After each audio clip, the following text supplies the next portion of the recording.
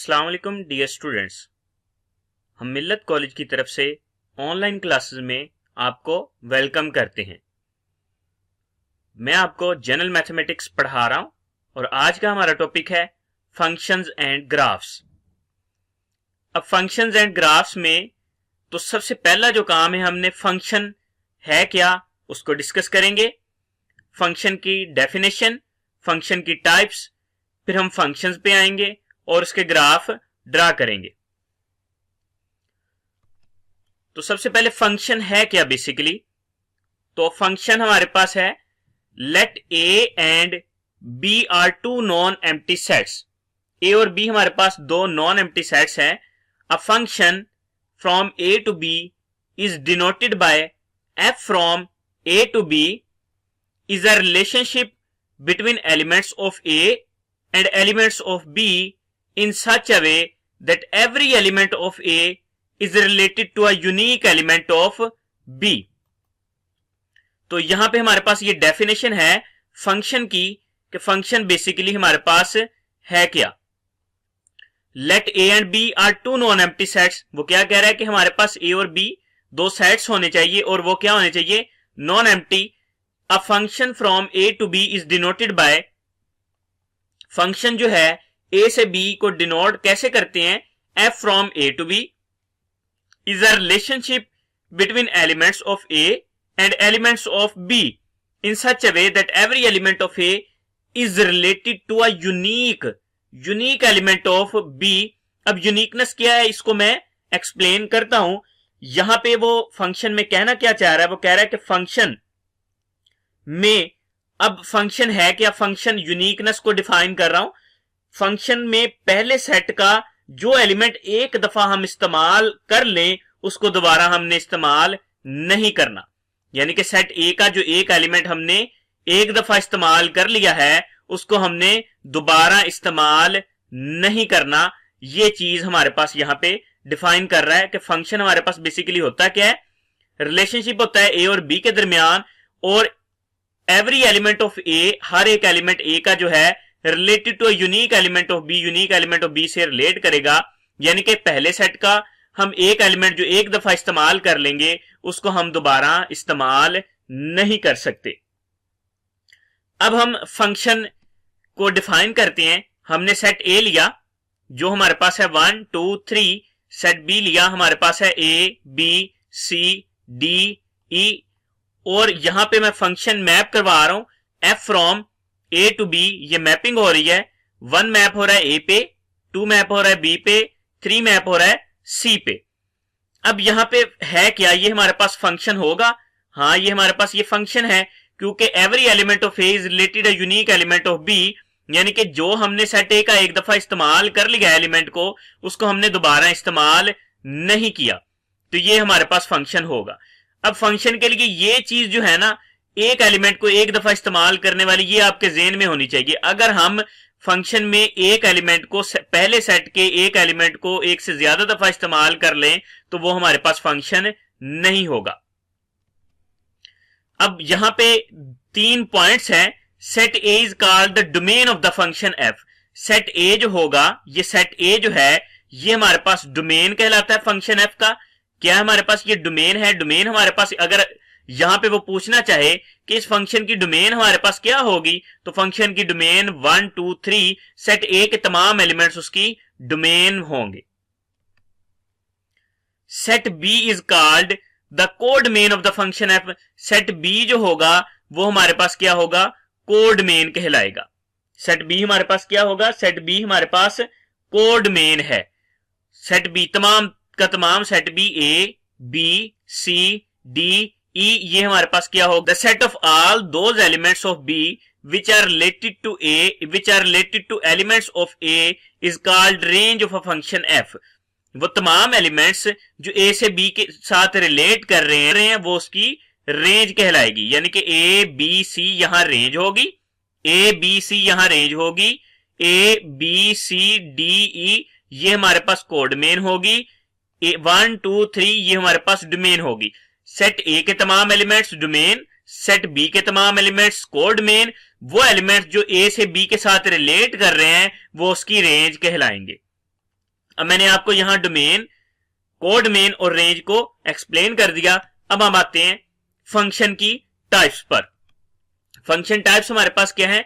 1 injective function. अब injective function है क्या, उसको हम डिफाइन करेंगे सबसे पहले।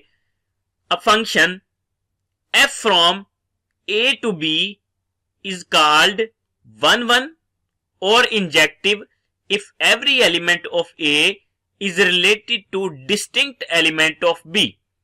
क्या कह रहा है यहां पे? a function f from a to b is called 1 function कब 1 होगा? if every element of a is related to distinct element of b।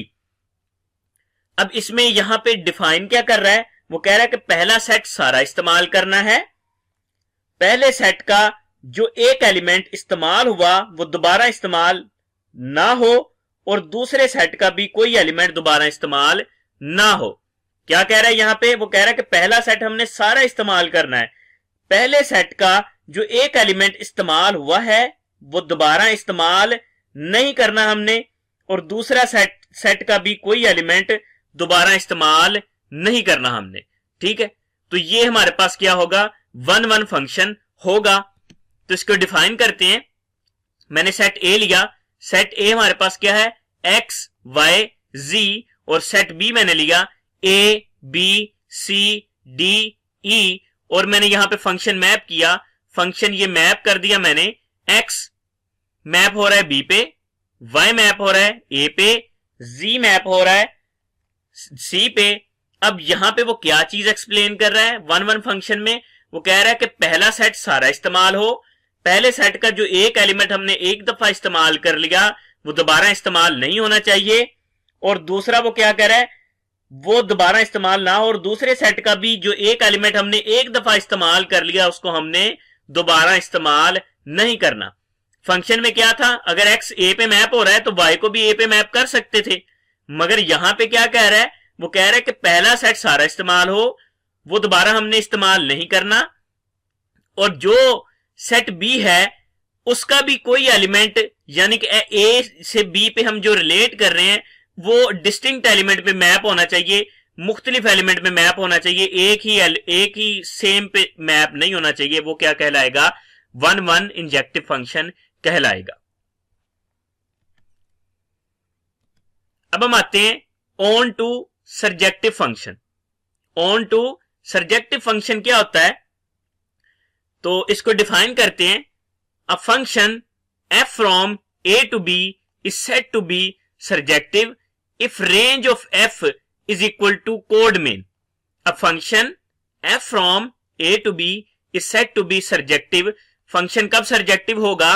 if range of f is equal to code main, जो range है वो code main के बराबर होनी चाहिए, यानी कि सेट बी जो होगा वो पूरे का पूरा इस्तेमाल होना चाहिए, तभी हमारे पास रेंज कोड मेन के बराबर आएगी ना, जब हम पूरे का पूरा सेट बी इस्तेमाल कर लेंगे। तो यहां पे क्या कह रहा है? पहला सेट सारा इस्तेमाल हो, और जो सेट का एलिमेंट इस्तेमाल हो गया है वो दोबारा इस्तेमाल नहीं होना चाहिए। पहला सेट सारा इस्तेमाल करना है, और पहले सेट का जो एक एलिमेंट एक दफा इस्तेमाल कर लिया है उसको दोबारा हमने इस्तेमाल नहीं करना, और दूसरा सेट सारा इस्तेमाल होना चाहिए, और दूसरा सेट भी क्या होना चाहिए? सारे का सारा इस्तेमाल होना चाहिए। अब यहां पे दो सेट मैंने ले लिए, ए सेट है x, y, z, और b सेट है a, b। अब मैं फंक्शन यहां पे मैप कर रहा हूं। फंक्शन मैंने मैप किया, x को b पे मैप कर दिया, y को a पे मैप कर दिया, z को b पे मैप कर दिया।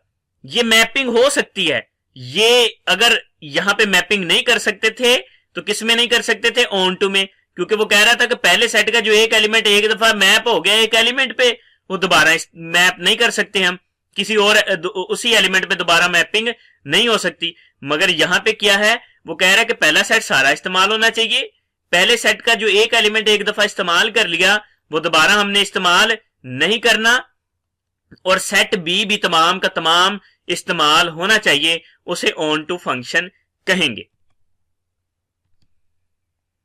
अब हम आते हैं बाइजेक्टिव फंक्शन क्या होता है। तो बाइजेक्टिव फंक्शन को एक्सप्लेन मैं कर रहा हूं। A function is said to be bijective if it is both 1 1 and onto. क्या कह रहा है यहां पे? A function is said to be bijective if it is both 1 1 and onto. Function कब बाइजेक्टिव होगा? जब वो 1 1 और ऑन टू हो। जैसे मैंने हर एक को एक्सप्लेन किया, इसको भी एक्सप्लेन कर रहा हूं कि पहला सेट सारा इस्तेमाल होना चाहिए। पहले सेट का जो एक एलिमेंट हमने एक दफा इस्तेमाल कर लिया वो दोबारा इस्तेमाल नहीं करना। दूसरा सारा इस्तेमाल हो। दूसरे सेट का एलिमेंट जो एक दफा इस्तेमाल कर लिया उसको दोबारा इस्तेमाल नहीं करना। क्या यहां पे कंडीशन? पहला सेट सारा इस्तेमाल हो। पहले सेट का जो एक एलिमेंट एक दफा इस्तेमाल कर लिया वो दोबारा इस्तेमाल नहीं करना। दूसरा सेट सारा इस्तेमाल हो। दूसरे सेट का कोई भी एलिमेंट दोबारा इस्तेमाल नहीं करना। इसको बाइजेक्टिव फंक्शन कहते हैं। अब यहां पे इसकी मैपिंग कर रहे हैं। अब फंक्शन सेट ए और यहां पे सेट बी मैंने ले लिया। इसको जब मैप करेंगे 1 ए पे मैप हो रहा है, 2 बी पे मैप हो रहा है, 3 सी पे मैप हो रहा है। सेट ए भी तमाम का तमाम इस्तेमाल हो रहा है। सेट ए का एक एलिमेंट जो एक दफा हमने इस्तेमाल कर लिया उसको हमने दोबारा इस्तेमाल नहीं किया। इसी तरह सेट बी सारे का सारा इस्तेमाल कर रहे हैं हम, और सेट बी का जो एक एलिमेंट मैप हो गया, ए के साथ रिलेट कर गया, वो दोबारा हम इस्तेमाल नहीं कर रहे। तो ये हमारे पास बाइजेक्टिव फंक्शन कहलाता है। अब नेक्स्ट जाने से पहले मैं आपको थोड़ा सा एक्सप्लेन कर दूं कि हम फंक्शन को देख के कैसे बता सकते हैं दो सेट्स को, सॉरी फंक्शन बोल दिया मैंने, हम दो सेट्स को देख के कैसे बता सकते हैं कि वो हमारे पास 1 1 है, ऑन टू है या बाइजेक्टिव है। अगर गौर से सुनने, ये बेटा पॉइंट्स नोट कर लें। अगर आपके पास नोटबुक है तो ये पॉइंट्स लाजमी नोट करें, आपको फायदा होगा। ये पॉइंट्स नोट कर लें। अगर डोमेन के एलिमेंट्स की तादाद कोडमेन के बराबर हो, अगर डोमेन के एलिमेंट्स की तादाद कोडमेन के बराबर हो या कम हो तो फंक्शन 1 1 फंक्शन होगा। नंबर 2 पॉइंट लिखवा रहा हूं। अगर कोडमेन के एलिमेंट्स की तादाद, अगर कोडमेन के एलिमेंट्स की तादाद डोमेन के एलिमेंट्स के बराबर हो या उनसे कम हो तो फंक्शन सर्जेक्टिव होगा। तीसरा और आखिरी पॉइंट लिखवा रहा हूं। अगर डोमेन और कोडमेन के एलिमेंट्स की तादाद बराबर हो तो फंक्शन बाइजेक्टिव होगा। तो ये बेटा आपने 3 पॉइंट्स नोट कर लेने हैं। कैसे हम दो सेट्स को देख के बता सकते हैं कि फंक्शन 1 1 होगा, फंक्शन ऑन टू होगा, फंक्शन बाइजेक्टिव होगा। तो ये पॉइंट्स आपके जहन में होने चाहिए। अब हम आते हैं नेक्स्ट हमारे क्वेश्चन की तरफ, ग्राफ्स। अब यहां पे हमने ग्राफ्स ड्रा करने हैं। तो क्या करेंगे? फर्स्ट क्वेश्चन है हमारे पास, क्वेश्चन नंबर 1 है y is equal to F of X is equal to X plus 1। y को एफ ऑफ एक्स भी लिख सकते हैं, मैंने यहां पे लिख के एक्सप्लेन कर दिया। तो ये हमारे पास क्या है? ये फंक्शन है, इसको हमने प्लॉट करना है, ग्राफ बनाना है इसका।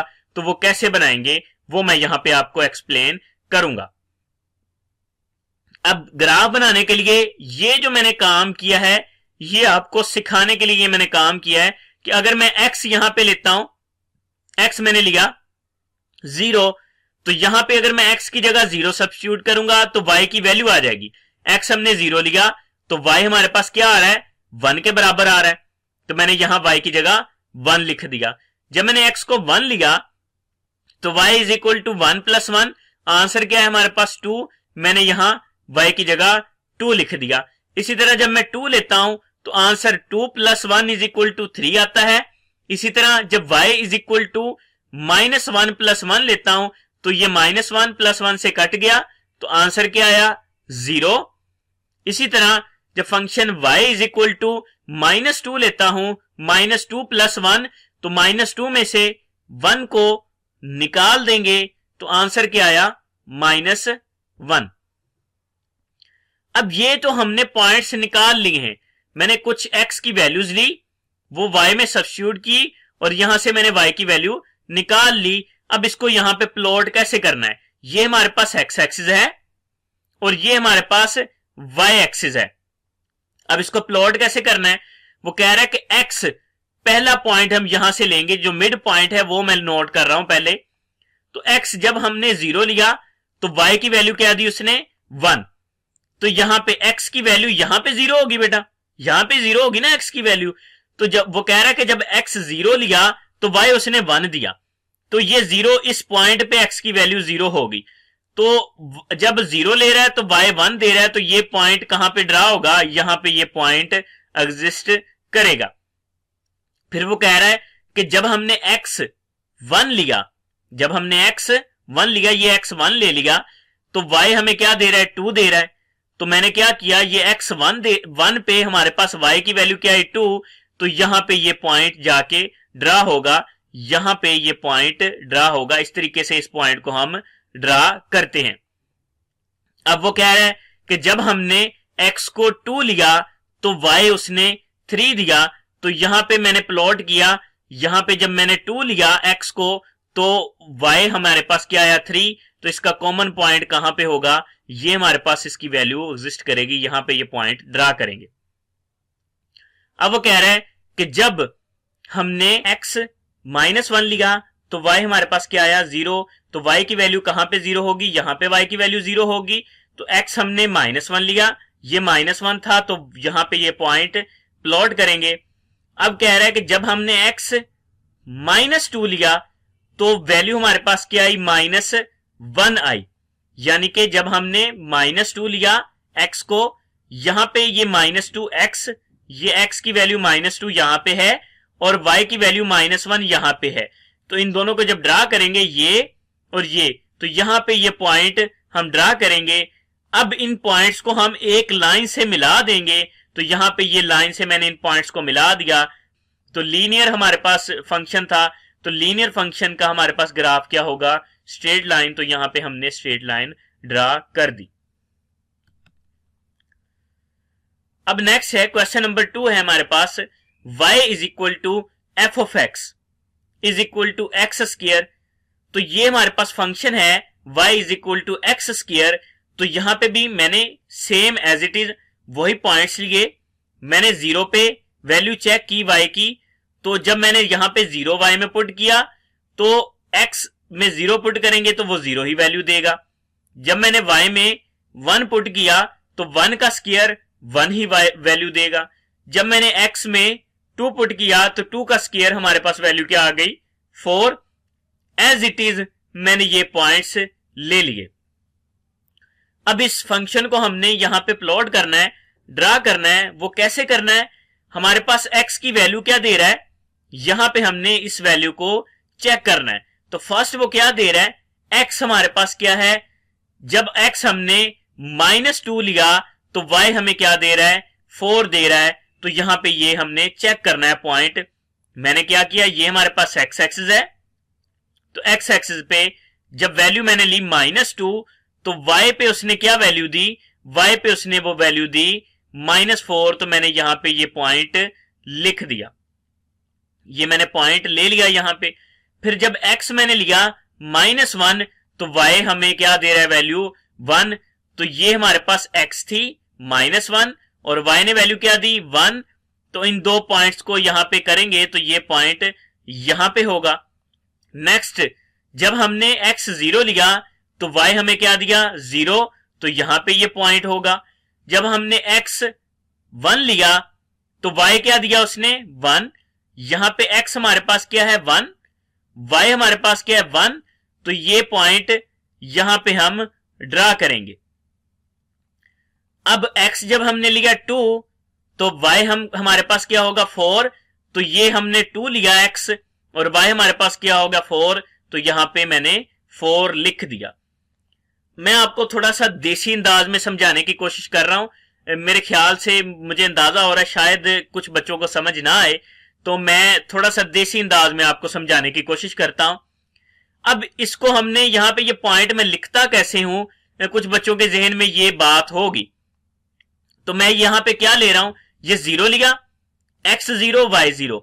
मैंने यहां पे देखना है कि x कहां पे 0 है और y कहां पे 0 है। उन दोनों पॉइंट्स का कॉमन पॉइंट कहां पे होगा, उन दोनों को पॉइंट मिलाने वाली जो लाइन होगी वो पॉइंट कहां पे एग्जिस्ट करेगा, वो यहां पे मैं पॉइंट ड्रा कर दूंगा। फिर वो कह रहा है कि x इज इक्वल टू 1 है, तो y की वैल्यू क्या दे रहा है 1। x हमने देखना है कि 1 कहां पे है, x हमारे पास 1 यहां पे है। फिर हमने देखना है कि y का आंसर क्या दिया 1, तो फिर हमने देखना है कि y यहां पे 1 है, ये x 1 है, ये y 1 है। अब हमने क्या करना है, इन दोनों का कॉमन पॉइंट ढूंढना है, यहां से लेकर ड्रा करना है, यहां से लेकर ड्रा करना है। ये मैंने ड्रा किया, इन दोनों का जो कॉमन पॉइंट है ना, जहां पे ये दोनों वैल्यूज मिल रही हैं, यानी कि इसको मैं ड्रा करूं ऊपर यहां पे और y को ड्रा करूं यहां पे, तो इसका जो कॉमन पॉइंट होगा वो यहां पे एग्जिस्ट कर रहा है, तो यहां पे उसको हम ड्रा कर देंगे। ठीक है बेटा, उम्मीद है आप लोगों को बहुत अच्छे तरीके से समझ आ गया होगा।